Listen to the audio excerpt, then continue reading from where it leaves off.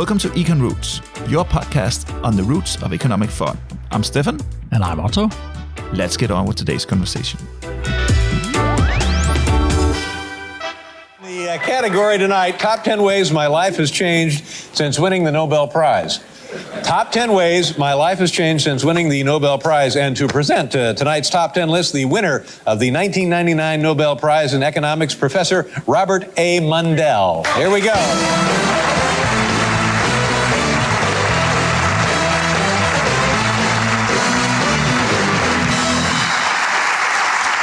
Top 10 ways my life has changed since winning the Nobel Prize. Here we are, number 10. Can end almost any argument by asking, and did you ever win a Nobel Prize? The number one way my life has changed since winning the Nobel Prize. In Stockholm, I get more tail than Frank Sinatra.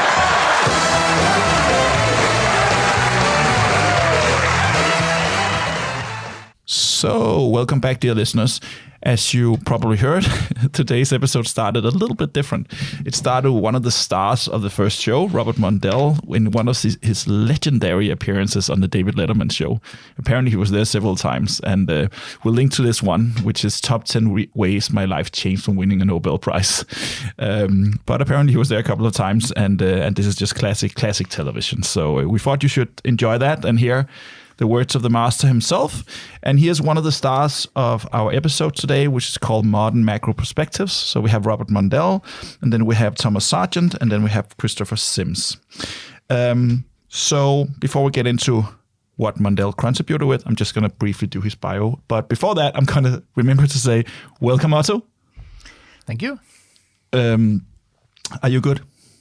I'm fine. How are you? Perfect. I am also very good. I'm very excited for today's conversation. I think it's going to be fun.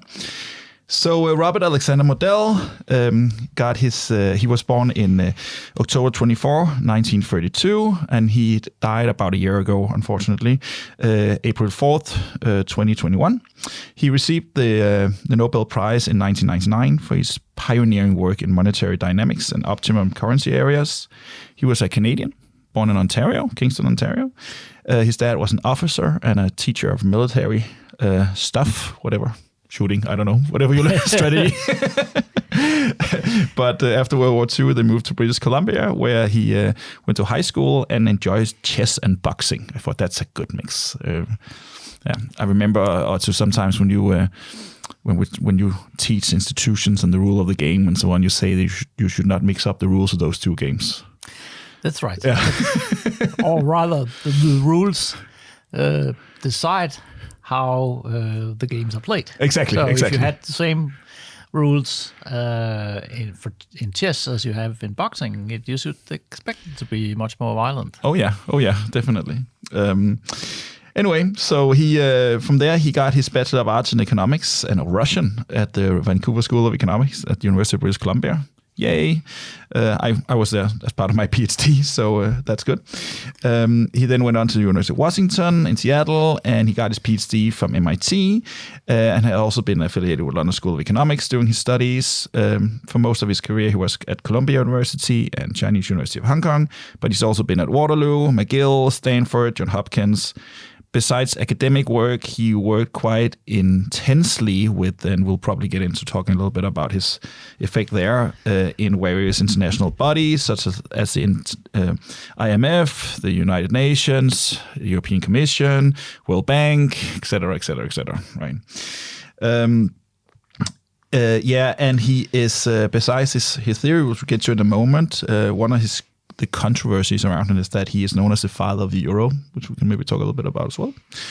And one of the fathers, at least. One of the fathers, at least. Yeah, one of the fathers. He's also contributed with his the paper, The Dollar and the Policy Mix, is credited with founding the idea of supply-side economics, actually. So those are big contributions in itself. But let's discuss those in a while. So, Otto, why did he get the prize? Well, the main reason, as you just mentioned, was that he put the macroeconomics, as we've been talking about, into an international context. So far, we really haven't discuss the international aspect of macroeconomics. And, Good point. Yeah. And until then, until Mondales Contributions, you often assumed that every country was isolated from the outside world. So economic policy would only have to deal with domestic affairs, not be influenced by international affairs. And what Mundell realized was that the outside world is important for how the economy works, how economic policy works, and your regime you have. Your currency regime and the regime you have for international capital movements is very important for how economic policy works. So basically, if you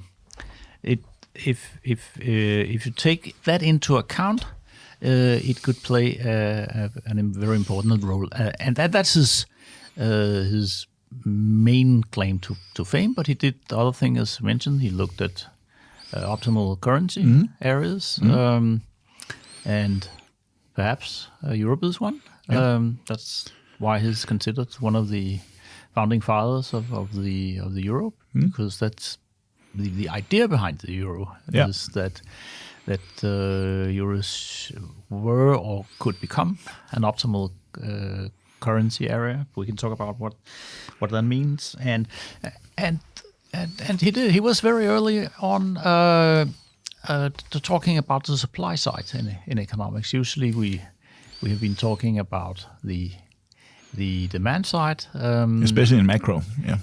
Especially in macro, and we did touch upon the supply side when we talk about shocks to productivity, but the idea that economic policy should deal with structural issues to enhance the supply side became very important in the 1980s, and still is very important. And Mundell was a very early contributor to that. Yeah. So a couple of things here to discuss for our listeners. So the first thing about the because it's leading up to the other point. So the first thing about that currency thing, right?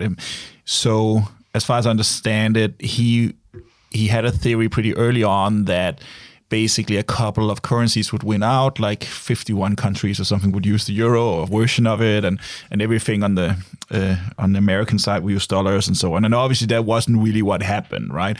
But also I think he was critical of a euro without some kind of financial ministry behind them, right? But then you get the whole issue about sovereignty and who can decide policy and so on. So this is a very tricky issue, right? But also another thing, and this is my second point I'd like to hear your point on, like, if you do tie politicians' hands even more, like with a single currency, that would actually advocate more supply-side politics, right? Well, yes, it could, because if you have a common currency, then and we're going to talk a little bit about that today. If you don't have your own currency, you can have your own monetary policy. Yes, exactly. So then you would have to do something else, Yeah. and then supply side economics could become more important. But I think supply side economics is important in its own right. Oh, I agree. I definitely agree. Yeah, because it's supply side economics is not really that much about business cycles, which we are usually talking about when we're talking about macroeconomics. Yeah. We're talking about why do we have business cycles? Can we do something about them? But when we are really talking about economic growth, when we're talking about supply side economics, to how to permanently lift the income rather than the short-term influence. Yeah, I actually really like that you said that, because one of my notes that I wrote down before this episode was that discussion, right? I mean, the birth of macro, and now we're talking about modern macro perspective, but the birth of macro, especially if we take like a guy like Keynes, was sort of like saving the market from itself. Like, it's like sort of like the market's a good idea, but it's an irresponsible teenager, so sometimes we have to sort of like regulate it.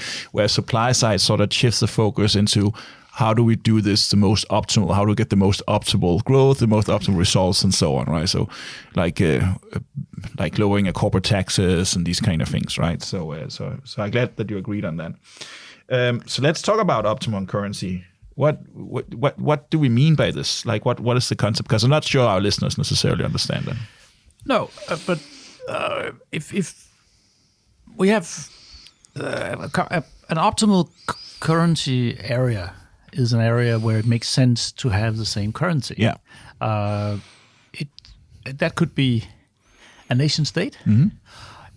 But Typically, it could also yes. be a number of nation states. Yeah. So it doesn't really necessarily coincide with the borders. So what is the advantage of having your own currency? The advantage is that you can set your own policy. And if you're hit by a shock, for instance, if two countries have the same currency and one country is hit by a shock, the other is not, the shock is asymmetric, you would say, then it could be an advantage for the country hit by a shock to respond by economic policy. Yeah. So if we have the same currency, then you cannot do that. So that limits the how big an optimal currency area should be. Otherwise, we could have the whole world, and then in a sense we at one time did, because gold was used as money all over the world. More or less. But he actually comments on that in his acceptance lecture. He talks about the periods of the 20th century is divided into. But that's the disadvantage of having the same currency. Of course, the advantage of having the same currency is that it's much easier to trade. If we all had our individual currencies, would have to exchange every time we made exchanges in the real economy. Would have to go from Stefan dollars to Otto dollars or whatever. I think I would call it a mark, Stefan mark. So probably. So if you facilitate trade and transactions by having the same currency. Yeah. So the idea of an optimal currency area is that you should expand it until the disadvantages catches the advantages. Yeah.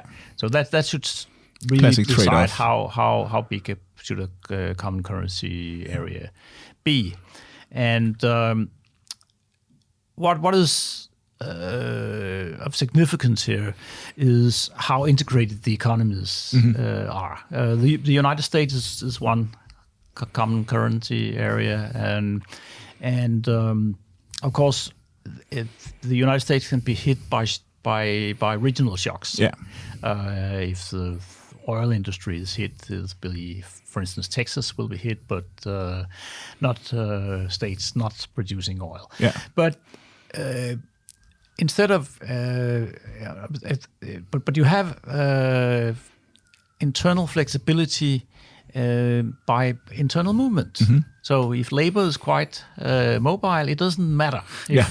If Texas is hit by a shock, all of the oil workers can go to Michigan or New York or wherever. Yeah. If they can do that, Yeah. then the need for a regional economic policy response would be bigger. Yeah. So that's of course important, and one of the ideas behind the euro actually was that you could integrate Europe by introducing this common currency. Yeah. So where So common labor market and these kind of things. You would integrate labor markets and other markets would, it was hoped, would be more integrated. And there was a big discussion which should come first. Should we integrate the economies and then have the euro, or the other way around? And we did it the other way around. And it's still discussed if it was a good idea. That's a pretty hot button issue. And I actually think a lot of his stuff is unfortunately becoming more relevant, right? Because, well, two things. Let's start somewhere else. I mean, we can see through history that the idea of optimum currency areas has sort of have existed, right? Like in the past, like Middle Ages and so on, the idea of a currency being national wasn't so important. Like you would trade if you knew the gold level of or silver, probably more likely a silver level of a certain year of coinage from, let's say, Austria or England or something, that you would use that to trade in Sweden as well, and so on. And whenever kings were dumb enough to go to war, they would literally devaluate by actually putting out silver, and the market will quickly respond to that, knowing, we'll accept Swedish coinage from this year, but not that year, and so on, right?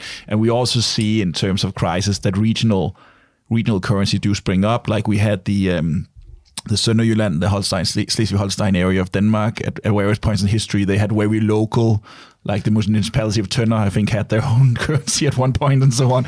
But of course, it was a very more local world 100 years ago or so.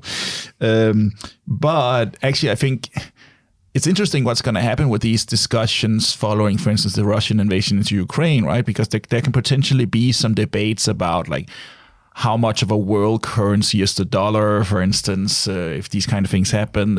So I think a lot of his thoughts is actually worth revisiting nowadays, because I think this discussion has not been one that we have been, us Europeans have maybe been more interested in it because we have this project with the European Union, but generally speaking, this hasn't been that interesting since he's got the prize, right? But I think it might be returning to the forefront now. What do you think of that? Yeah, and actually, when he developed his theory, it wasn't that much in the forefront because you had the Bretton Woods that's true. system where you had pegged all the major currencies to one another. So in a sense, it worked like you had one, not global but Western currency, and then the Bretton Woods system broke down. Yeah. And we have this. We got the systems that we have today with floating exchange rate. The major exchange rates are floating, and then within that you have the common currency in Europe now. Yeah. You have pegs. The Danish kroner is pegged to the euro. Denmark is not part of the euro, but we have pegged our currency for 40 years. Yeah. First to the German mark, and now to the Deutschmark, and now to the euro.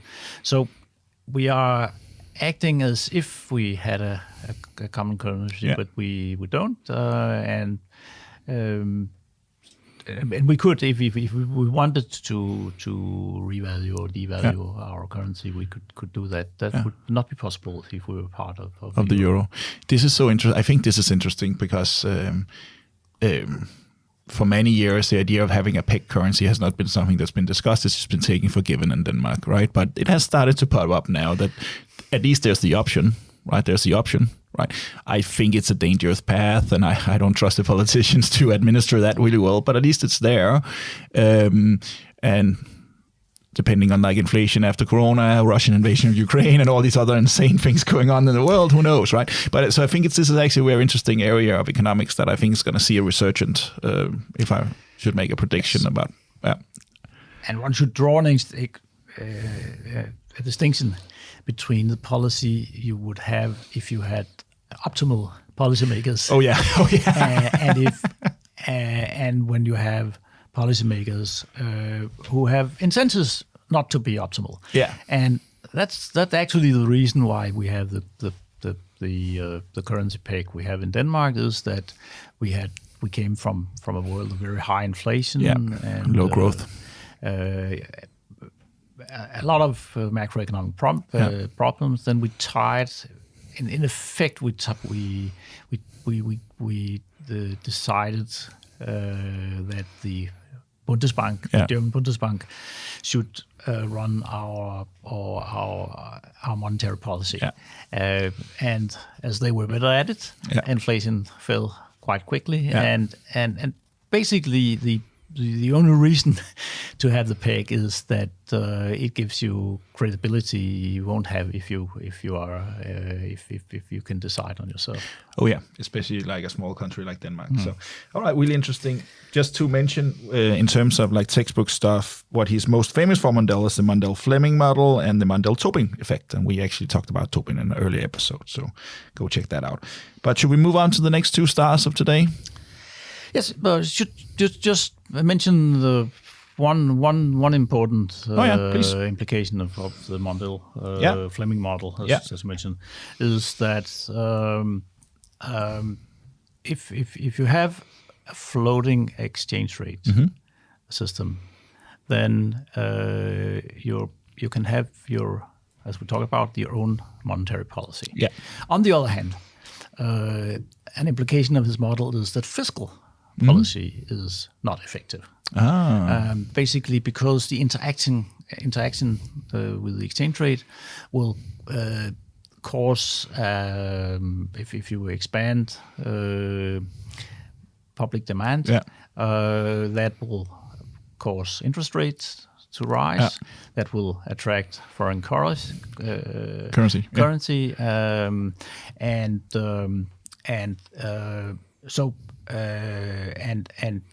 But the rise in the short term rise in the currency would crowd out your net exports. Yeah. So that's sort of the main that's very important mechanism. contribution. If you have a flexible floating exchange rate and free capital movement. Oh yeah, that's important as well. If you don't have free capital movement, then you could basically isolate yourself from the outside world. Yeah. On the other hand, if you have fixed exchange rate, then you have to adopt the monetary policy of the outside world. Because capital movements would neutralize if you, for instance, expanded your monetary policy, that would cause your capital movements to work against it. Yeah. And you wouldn't be able to keep your fixed exchange rate. Yeah. So, but on the other hand, if your exchange rate is fixed, then the idea of the model is then you can do more with fiscal policy. Yes. Because you won't see this effect of hurting next exports. So that's important. It's important to remember this is in the very short run. Yeah. Okay. Of course. And we can always discuss whether economic policy, demand management like that is efficient or effective in the first place. We did that in previous episodes, so you can go back and listen to those. Listen to that if you want to. But that's I think it's a very important implication of his model. And also definitely, I mean, these debates were, you're talking about my childhood and early youth. I remember these debates quite well. Like, obviously, I didn't follow the academic ones, but like the policy side of them in the news and so on, right? This was hot stuff. So very important stuff.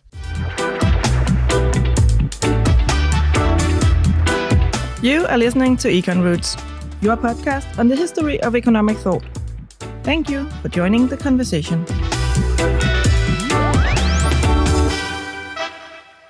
All right, let's move on. So now we have a joint prize. So the last two stars of the show is Thomas John Sargant and Christopher Albert Sims. And we'll do the Beyer and Sargant first, and then talk a little bit about his theory. And also going to read a little bit from his speech because it's so good. Anyway, so Thomas John Sargant born July 19, 1943, is an American. Not a big surprise there. Most people are on this show. And he is a professor of economic and business at New York University, and he was awarded the prize in economics in 2011, together with Christopher Sims, we'll get to later, for their empirical research on cause and effect in macroeconomy. As of 2020, he ranks as the 29th most cited economist, so that's pretty good. He earned his Bachelor of Arts from the University of California in Berkeley in 1964, and where he also was awarded the University Medalist as Most Distinguished Scholar in class of 1964. And he's got his PhD from Harvard in 1968 under the supervision of John R. Mayer. And interestingly, one of his classmates there was Sims. So that's sort of funny.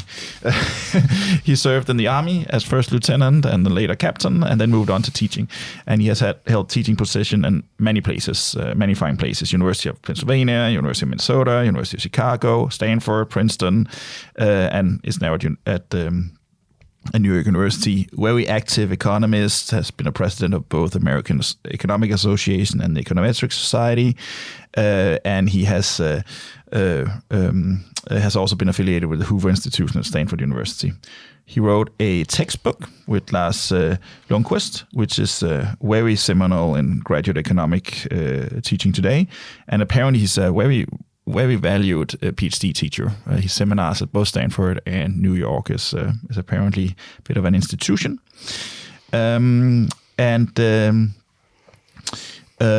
reason why he got into economy in the first place was actually because he realized how badly affected his family were of the Great Depression. So it's sort of like a personal motivation there. I think it's interesting to know their motivations a lot. Before we get into his theory, I'd just like to read a little bit from his acceptance speech, which I just really like. So, quote, "I state 7 practical lessons taught by my beautiful subject, economics for those in doubt, which investigates the consequences of time and chance and cooperation and competition and foresight and incentives. Number 1, many things that are desirable are not feasible. Number 2, there are trade-offs between equality and efficiency. Number 3, other people have more information about their abilities, their efforts, and their preferences than you do. Number 4, everyone responds to incentives, including people you want to help. That is why social safety nets don't always work as intended. Number 5, when a government spends, its citizens eventually pay, either today or tomorrow, either through explicit taxes or implicit ones like inflation and defaults on debts. Number 6, it is feasible for one generation to shift costs to subsequent ones. National government debts and US social security systems do that. Number 7, most people want other people to pay for public goods and government transfers, especially transfers to themselves." I love this. End of quote, by the way. I love this. This is... every politician should be have to take a test in this before they can pass any laws. I think it's so good. So anyway, Otto, why did Sargant get the prize? A number of reasons. Reasons, but we talked about in an earlier episode about the so-called Lucas critique. Yeah. And Lucas critique was articulated by Robert Lucas, one of our previous stars. Yeah. He pointed out that there is a risk if you observe something, an economic relationship, in one regime, and you use that to change the regime, then maybe the relationship won't stand up. Mm-hmm. I think we had the example of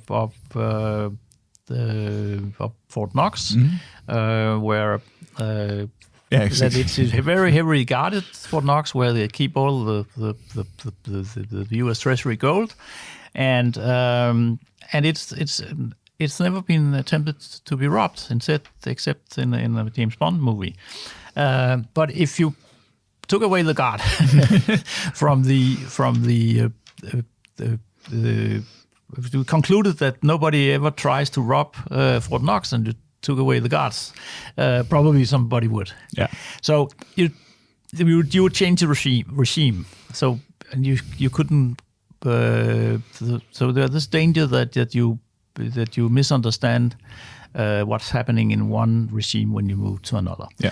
So what you should do then, if you observe something in the economy, is to try to find some relationships that are constant over time and constant between regimes. So, and that's really what Sargant has been working on. He's been working on so-called structural models and models where you look at the incentives of the individuals, because incentives of the individuals, the way you frame the incentives can change, but the behavior of the individual given incentives are more likely to be constant over time. Yeah. So that's really what his important contribution has been. So a way to also continue modeling rational expectations, right? Yes. Yeah. Yes. Exactly. He did some interesting technical work in finding out how to close the rational expectation model, because it's a difficult model because it's not. It's determined on people's expectations into the future. And there has to be an equilibrium between expectations and what you do now. And if that changes expectations, then you change your behavior, and that should end up in an equilibrium. That's the point of the rational expectation revolution, and he found out how to do that technically. He actually moved a little beyond classical economics, and that's or neoclassical economics, right? With recursive economics, for instance, the idea that people can make more choices over more time periods and these kind of things. And also remember he did stuff with bounded rationality and rational expectation and these things. So he really did push the bar quite a lot. Also because, a part of it is learning, and how do you incorporate that as model is always hard, because as you're saying, that gives a whole new dynamics to the model, and how do that fit in. So a very important person here. One other reason why I actually quite like him is because he is very focused on history. Like he does a lot of history work, right? Like one of my favorite papers with him is called The Macroeconomic Features of the French Revolution in the Journal of Political Economy. I have a joke here that if people ask me what is a unique feature about my current job, is that I don't think a week goes by without me having to somehow think about the French Revolution. And there you go again. That was this week's feature. But also his really interesting Nobel lecture also draws on history. Exactly. So he talks about how the War of Independence, fiscal choices and institutional constraints created expectations which led to a future crisis. So the 1790 bailouts actually had an effect in the 1840s, so almost 100 years later, right? Yes, and actually he was he dedicated to the Europeans. Exactly, because it was not just about history; it was really about the lessons of history. And exactly, exactly. And that's important. His point was that when you have a debt crisis, a national debt crisis, then you very often have it has revolutionary consequences. You often have regime change when you get into a debt crisis, and the reason actually is has a little bit to do with game theory, which we'll get to in future episodes. We'll get to it, but the idea is that if you reach a point where it's a preferred strategy not to honor your debt, then if you don't change anything, it will still be a preferred strategy, or the outside world would expect it to be, and then you can't borrow. So if basically if you don't honor your your debt to your bank, and you come down the next day and say, "Can I have a new loan?" They'll probably say no. Exactly. What has changed? What has changed? So Yeah, something must change, and Yeah. that was his point. That the debt crisis created a much stronger federal state in the U.S. than was intended. Because of the debt running over from the Revolutionary War, and his warning to Europe was, or rather, he said, "This is your choice. If you don't take care of the debt you run up, then it will have revolutionary consequences. You will have a regime change in Europe, and maybe." Actually, we're seeing a little bit about that now. We have just seen the EU quite extraordinary take on common debt, which was originally completely unthinkable.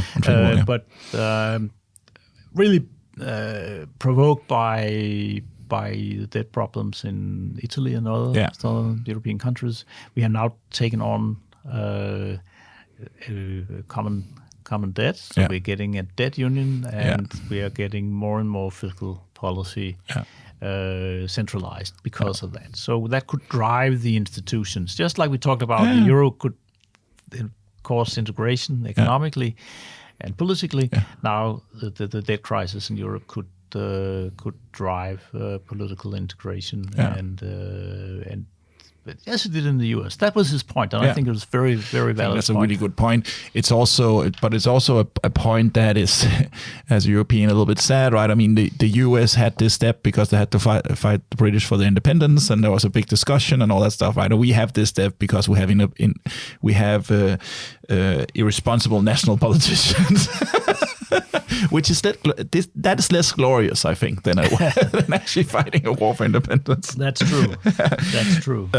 But I actually I like how he's able to do this. I mean, he's a gifted modeler, but he's also very keen on using history in the right way. For instance, just a small side.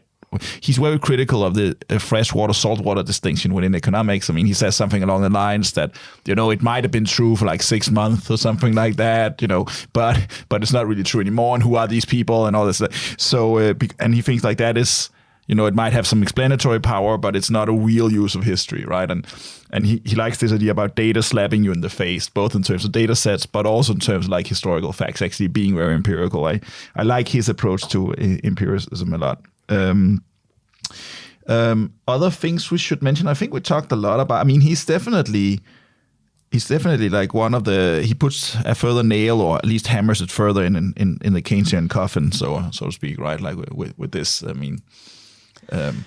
Well, he's after Keynesianism. So yes. Yeah, definitely. If you're talking about the original Keynesianism. Exactly. So a great segue, I think, or at least a segue. Let the listeners decide if it's great or not. Into Sims is there's an interview with them. It was actually a really interesting interview because they talk a lot about modeling on the Nobel laureate on the Nobel Prize page. And at one point, the interviewer asked them, so they're being interviewed together, Sargant and Sims, and he asked them, "Are people rational?" And Sargant says yes, and Sims says no. And then they go on and argue their case. It's just an amazing episode, right? So Sargant thinks they are. Sims doesn't think so much. So before we get into why he might think so, let's put a little bit of background on Sims here. So he was born October 21, 1942. He has a fun story about why he became an economist in many ways, because apparently he had an uncle, Mark Learson, who was a professor at Yale, was an economist, but he actually more resented him than saw him as a role model, which I think is... I can do better than him. I can do better than him, which I think is fun. But anyway, he was born in Washington, D.C. His mother was a Democratic politician and the daughter of William Morris Learson, who was a very famous labor's right advocate and so on. And his dad worked for the State Department. He's got his A.B. in mathematics from Harvard University, magna cum laude, in 1963. he considered doing abstract math, but sort of chickened out. His own words. I'm not sure he said chicken out, but it's sort of like the idea here that he did economics because he thought it was more safe, and he did that. He graduated with a PhD from Harvard in 1968 under the supervision of Henrik S. Houthakker, and he has held teaching positions at Harvard, Yale, and since 1999 Princeton, where he's been for the most time. Again, just like Sargant, he has been involved in the Econometric Society and the American Association of Economics, where he was also president, and so on.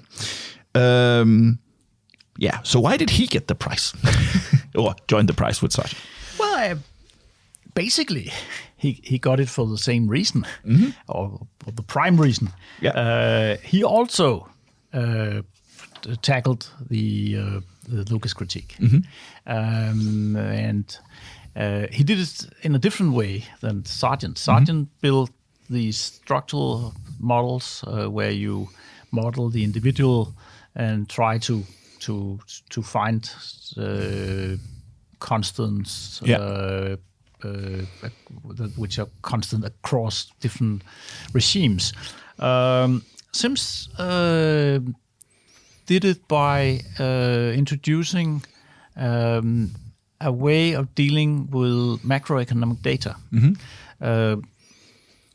So in what is called a VAR model, vector auto-regression model, it has nothing to do with soccer. No. I think they are using a VAR model as well, but that's a very different thing. A VAR model basically is a model that looks at the relationship between various data over time, and then it introduces structural change explicitly.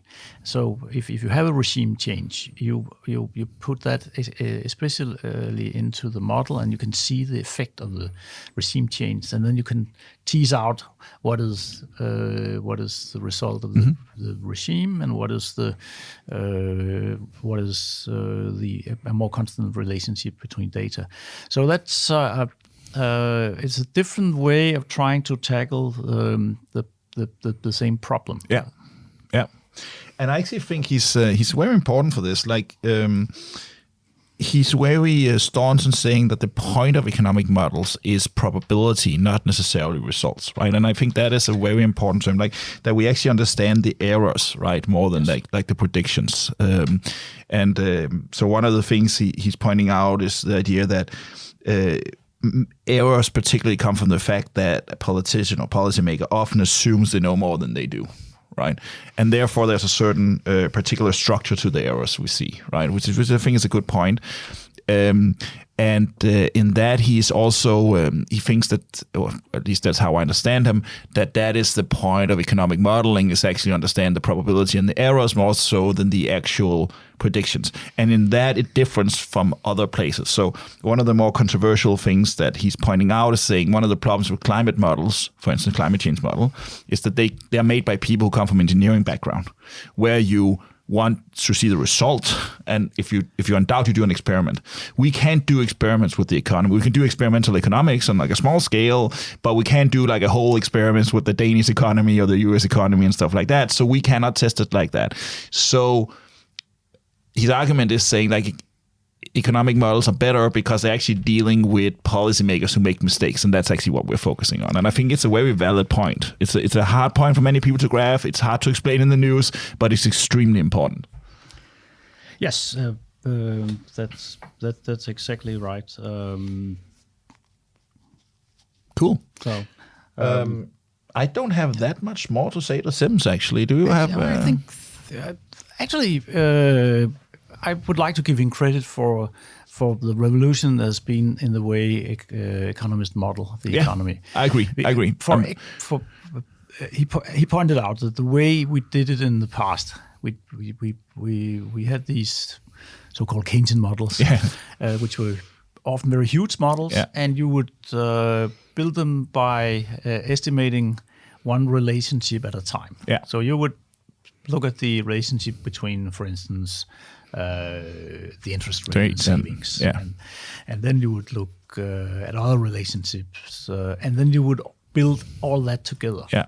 And what you do when you do that, you're actually making you're building error into the system. Yeah. This was very convincingly pointed out by Sims, that these models are they are incorrect because you model like that, and that explains why I've been as civil servant working with the model at the time in the 1990s and the beginning of this century, and we knew that we couldn't use our huge fancy models to predict the business cycle at all. It would come out completely wrong, even if all relationships were estimated and seemed correct. But when you build them together, it develops a chaotic system rather. So.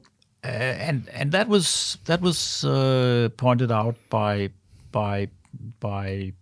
Sims especially, and both Sims and Sargant have led a new way of modeling, which is not prone to that criticism as much. Yeah, and I think that's a wonderful example of how economics develop as a field where we do it correctly, right? I mean, we build on and we learn and so on. We don't get stuck in our own pigeonhole. We actually try to move on and so on, because it is. I mean, economics deals with social phenomenon and society, especially macroeconomics, which is infinitely complex. Like, so it will always be a simplification. So the better we can do our simplification, the better, right? So and sometimes you should simplify even more. Yeah. If you try to make your model more complex, as they did in the past, yes, exactly. It would actually be more wrong. Yeah. So a simpler model can often be a truer model. Yes, true. Which sounds like a paradox, but if you look at it and you understand it, it really isn't. No, I agree. Actually, this is a bit of a teaser for the next episode, where Krugman actually calls this way of modeling the simplifying way of modeling the MIT model, that you cut a lot out and just leave what is the actual main relationships here going on. But of course, there are many ways to model and so on. But I think this is definitely something that people who are beyond interested in economics but actually doing economics should have some very clear idea about this discussion. Cool. So I think this has been a great discussion. Actually, so we call this modern macro perspectives, and with all the stuff going on in the world, it's really interesting to see if we are how this will be in the future. So thank you so much for a great conversation, Otto, and thank you, dear listeners, for spending time with us. Until next time, stay rational. Thank you so much for spending your valuable time with us exploring the history of economic thought. You're very welcome to email comments and suggestions to stefan@cpas.dk. Please like and share and recommend this podcast anywhere you can and think it's relevant. Until next time, stay rational.